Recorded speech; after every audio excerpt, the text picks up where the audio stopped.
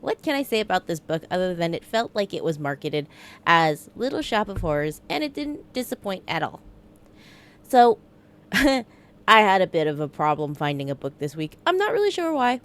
I couldn't get any book to keep my attention. I read The Devils. I didn't finish it yet. I'll get to it eventually. This is literally like the third book I read, and it was the one that could keep my attention, which is good. That's a win. The book was Eat the Ones You Love by Sarah Maria Griffin.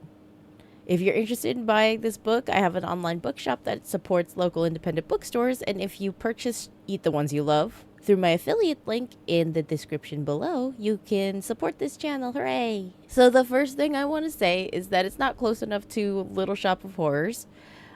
And I'm not going to lie here. I know I literally just said that it was like Little Shop of Horrors, but honestly, the only thing that's the same is it's about a plant that talks to people. And I'm going to be sprinkling some mild spoilers in this review. I'm not going to spoil the end or how they get there, just little tidbits. If you don't want that, just turn away, and I will see you next week for whatever book that I'm going to be reviewing next week. On to the review. The novel is about Shell.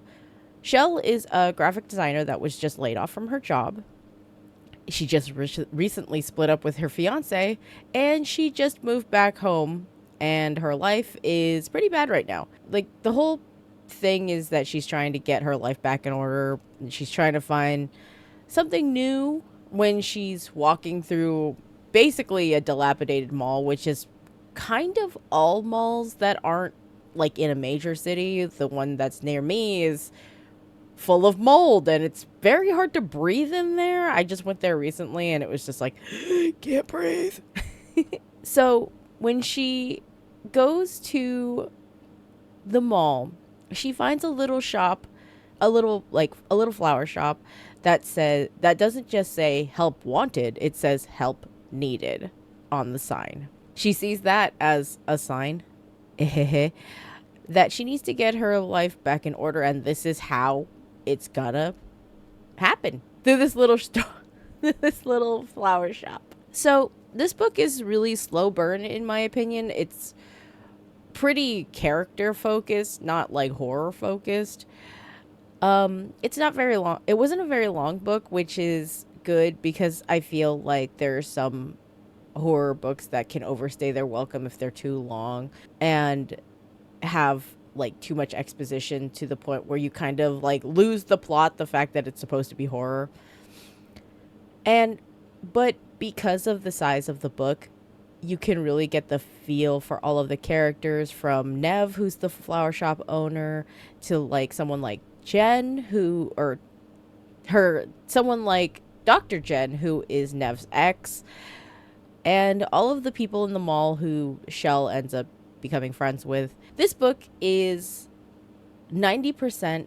Okay, so 90% of this book is told by the perspective of the plant, because the plant is alive. And he's constantly plotting. Yes, they use he, him pronouns for him. But he's constantly plotting, but not exactly telling the reader what he's thinking about. You can kind of assume what the plant is about to do, but it's engaging enough to have the plant explain what he thinks and how he feels about the world around him, which is, I'm going to say this too, and it's one of the catching narrative styles of this book. It's basically written from the perspective of the killer in this situation. So you don't get a lot of the victim mentality in the story, because I don't know if it would be as compelling if it was told from someone like Nev or Shell's point of view all the time, because they're completely unaware of what this plant is about to do. I feel like it's more engaging that it's written from the plant's point of view, because there's something that this plant likes to do, which is point out how everyone is stupid. Like, I feel like it's constantly talking about how, like, people around him are just not as good as he is. So he has this idea that, like,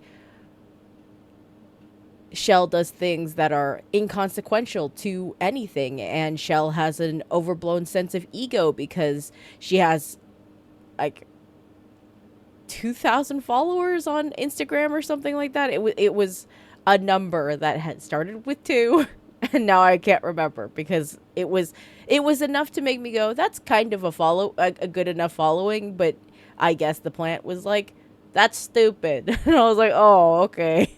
I don't really personally think she has an ego. I just think that people think inside their own bubble, but the plant will criticize the way that Shell will post on social media, and she'll delete all her photos from her ex. Her ex's name is Gav, and she starts deleting all her photos. She starts replacing them with plant photos. Yeah, so she's kind of fixing her life in a way that people would find palatable instead of, showing her actual life. I think that the plant really does love to tear down every sense and small bit of pride that Shell has left, to the point where when he's starting to actually torment Shell, it's clear what he wanted to do the whole time. He has a very strong, better than thou personality, and if you can't handle that, it's the whole time. So this book might not be for you if that's something you can't really handle in mass. One of my favorite parts of this book as well is that it takes place in Ireland. It makes it feel different. Like, I always think that, it's only an American thing where, you can go to a mall and see that it's either dilapidated or that the mall is the American spirit because of capitalism, and seeing that it's kind of a universal thing where you got off of school, you went to the mall, and this is basically how the mall acts in this book as well, where they have been working at the mall. Most of the people that you meet, they've been working at the mall since they were like teenagers. One of the other major point of views you get in the book is Dr. Jen. And like I said, Dr. Jen is Nev's ex-girlfriend. You basically get her perspective from correspondence with another friend of theirs that you get to meet named Beck, who is still working at that mall. But you can see that Dr. Jen, who is a plant doctor, or got a doctorate in, like, studying plant life. I forget what the word is called. But she's super concerned about what's going on in the mall, and is talking about how lonely she feels without her group of friends, but she still is very concerned, and she's worried about, coming down and seeing what's going on in the mall, but also, talking to Nev would feel weird, and she doesn't. There's a lot of social things that is going on with this book that is a very prevalent theme, where it's just like a bunch of, social problems and things like that.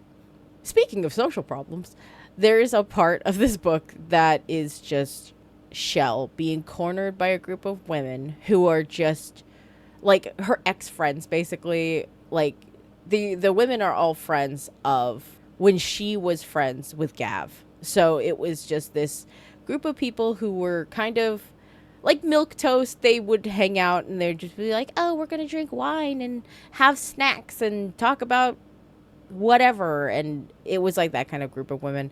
But she ends up going back to them, saying hi, trying to be cordial, and they all kind of corner her. They're just like, "Oh, we're looking out for your best interests, and you can't talk right now. We're talking, and we need to get our feelings out in the open." And it felt really awful to read, and it was so uncomfortable. But I think that was the purpose of the whole, like, scene. It was really to show one of the strongest things in the book, and that is how Griffin can really nail down human interaction, because the way that the author writes human interaction, it's just very realistic. The characterizations are so strong. It does feel like you're a fly on the wall for all the little dramas on the side of this overarching horror plot. And this is, I know that I said that I don't know like how much this is spoilery and how much it's not spoilery. It's this review is just going to be kind of spoilery because it's long. The book was not long. Unlike Little Shop of Horrors, it feels like this plant, who is still unnamed, is not so much emotionally manipulating Shell or Nev. He's definitely more manipulating Nev, because it feels like Nev has a way out while Shell really doesn't. But it feels more like full blown mind control, especially at the end, where it feels more parasitic because you can literally see the plant on their flesh. Like, he will make flowers blossom from their skin, which is a very like body horror kind of thing.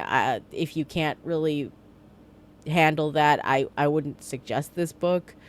It feels like it should be tryptophobic, but it's not, because it's not little holes. It just is blossoming things on your flesh, which is kind of squicky too. This is one of the books that I've read that has like true bisexual representation, where it doesn't feel like anything or anyone's being shamed for liking both genders. It's just there, it just happens, but it doesn't lay it on thick and make it feel really uncomfortable, as some queer representation can be. I feel like it was extremely natural. I would give this book a 4 out of 5. While the narrative is strong and funny, sometimes with dark twists and turns, I do think that it was too short, or maybe the horror that was happening wasn't building up fast enough. There was some tension, obviously, since you get to know that the plant is thinking and plotting, but everything that, like, it comes to a head very quickly at the end of the book, and I feel like that was a detriment to the story. It just felt like something was missing. It felt like there should have been more horror in the middle parts. I feel like it was a great slice of life with horror elements. But if you're looking for more heavy horror elements, then you're probably not going to get it here. The only trigger warning I would say is the body horror, the plants coming out. But, like, other than that, there was really nothing that was stand-outish, other than, like, if you really can't handle drama, like, this isn't for you. This is a lot of people being super dramatic. And yeah. Anyway, you guys have a good day. Goodbye.